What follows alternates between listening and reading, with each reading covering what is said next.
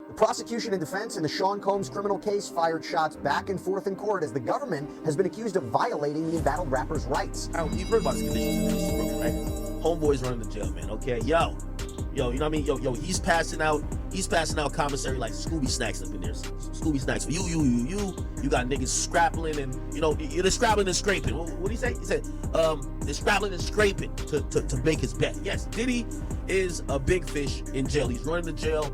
You know what I mean? I could imagine when Diddy come on the range, he just phone time, nigga. Like, he's taking over niggas' phone time. Diddy's the boss in there, okay? Nobody's touching him. Everybody wants to talk to him. And of course, he's using his money as some lubricant to make these situations happen. Which, why make $1 million if you can't pay a couple niggas off, right?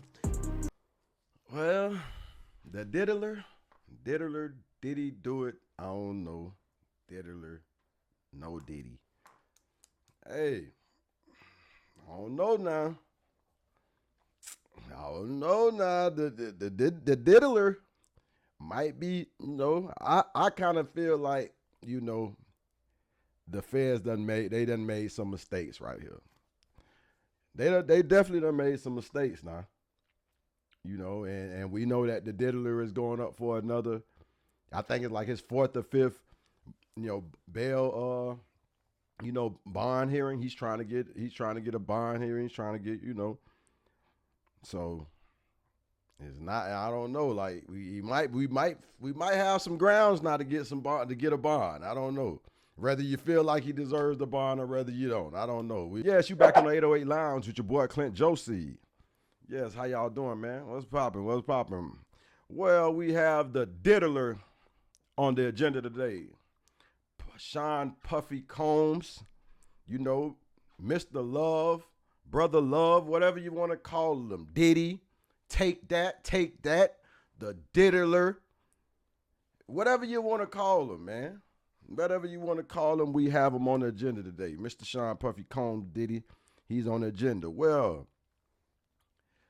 I haven't spoke on Diddy for a while because, I didn't really feel like it was really much to talk about. Nothing to really speak on.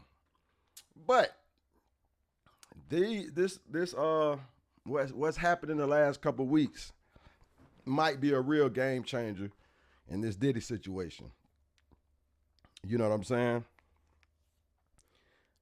That's why I'm talking about this today, because I feel like this might be something that might really, change the trajectory of this whole situation.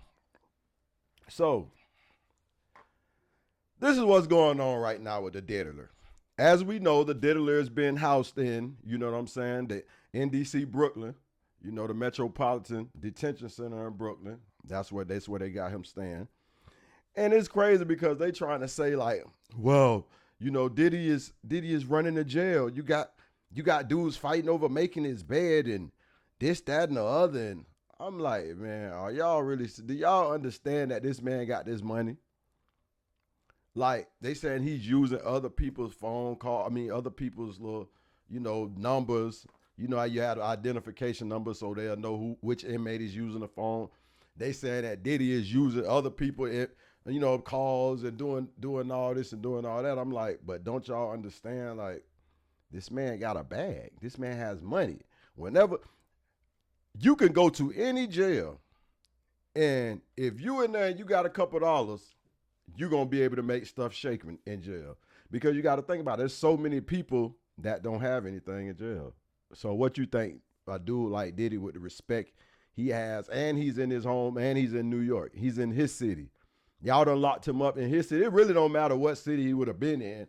He still would have been able to make stuff move. And yeah. And what I noticed about the feds, I noticed that whenever the feds can't seize your money, whenever they have to go up against somebody with that bag and that can use that bag to fight them, they seem to always have a difficult job. Because most of the drug dealers and stuff that they go up against, they rape them because they freeze their assets. They say, oh no, you're not going to fight the American government with drug money. Somehow they prove that they made that money, through drug activity or illegal activity, and they freeze it and, they can't use it. See, with Puffy, they can't do him like that because they know it's without a doubt that the majority of his money was from the Ciroc, from the music, not illegal activity.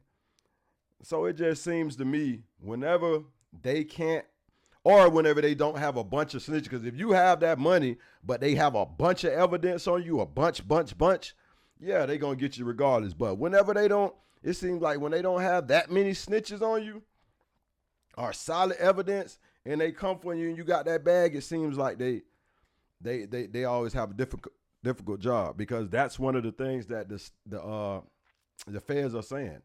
They trying to say that Diddy is basically interfering with their investigation because he's reaching out to people. He's he's having third parties reach out to people. He's using his money.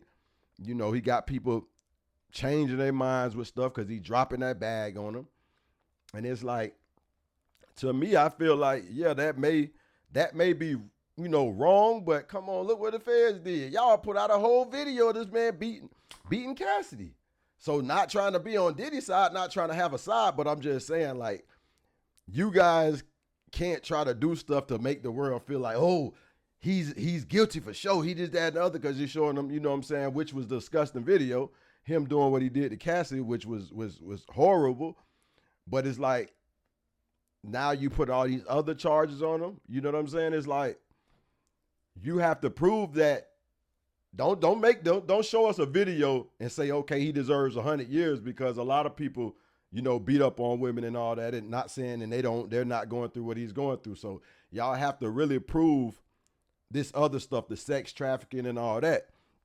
But it's just a point of, like, when he's trying to reach out, and they say, even with Diddy, like on his birthday, he had his kids post him calling his family and talking to his family, and they sing a happy birthday to him, and his baby girl singing happy birthday. They didn't even really like that.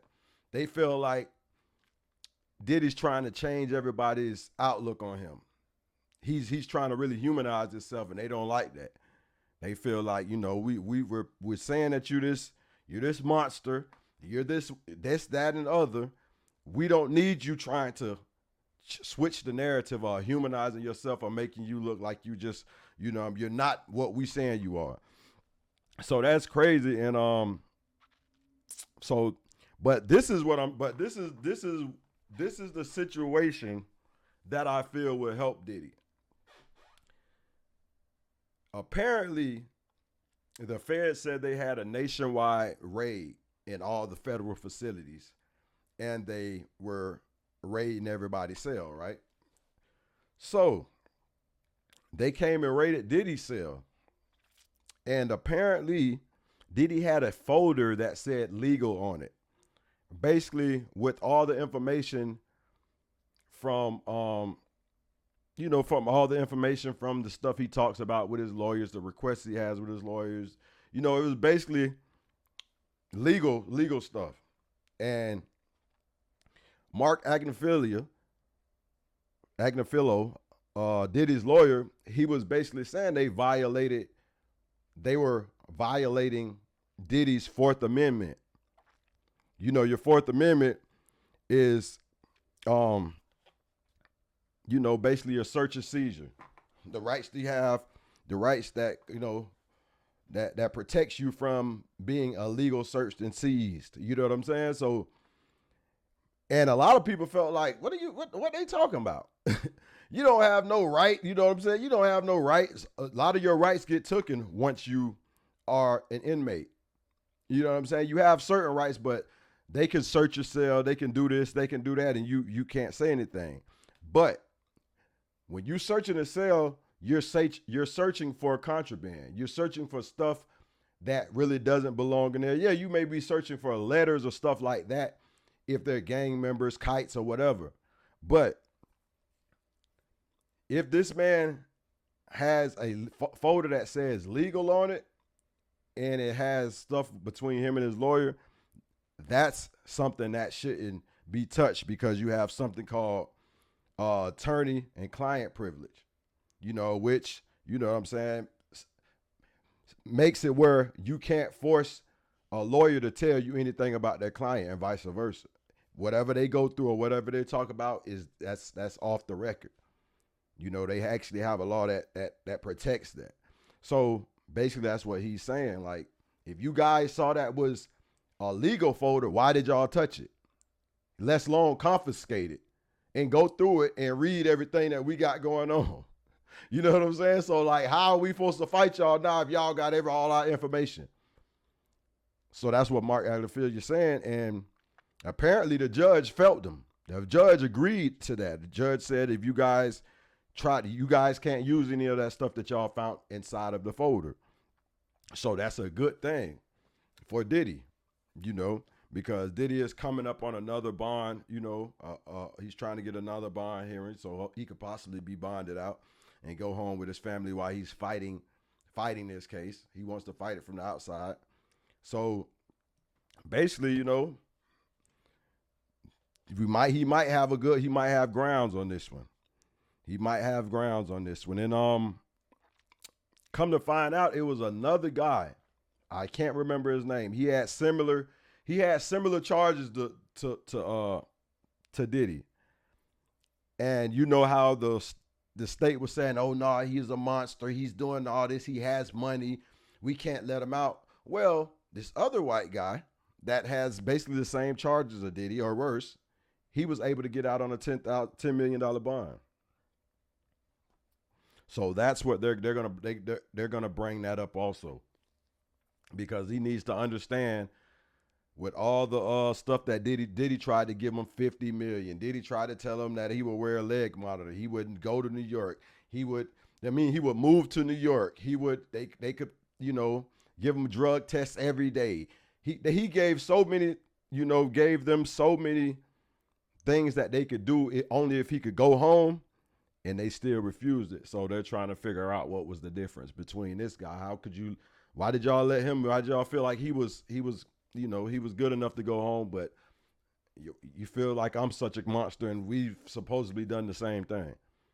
Yeah, so we don't know, people. Diddy might be getting a bond hearing.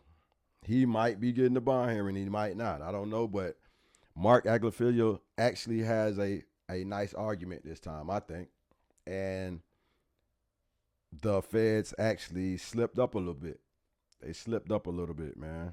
And hey, it might be looking better on Diddy's side. But yeah, you know, I just had to come bring y'all this little Diddy news, man, and let y'all know about the diddler, that the diddler might be back diddling on the streets. You know what I'm saying? For a little bit. He ain't beating no case. He ain't did none of that, but he might be able to get on the streets and be with his family and fight the case. I don't know if you feel like he deserves to. Some people feel like he doesn't deserve to be on the streets, but I just feel like myself, you know, a person ain't guilty until they're guilty. What does it say? You're innocent until proven guilty, you know. And I've kind of felt like the feds tried to make him look guilty before they really proven him guilty, but I don't know. I know he's definitely guilty of doing what he did to that lady on that tape, and that was crazy. But man, y'all get in the comments, man. Y'all let me know what y'all think about the diddler. Do y'all think the feds messed up? Do y'all think the diddler even deserves to be able to get home, come out and fight the case from the streets with his family? Y'all tell me what y'all think, man.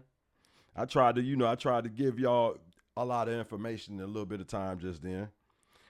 But you know, this is Clint Josie over here at 808 Lounge, and we tuning out. Yes, sir.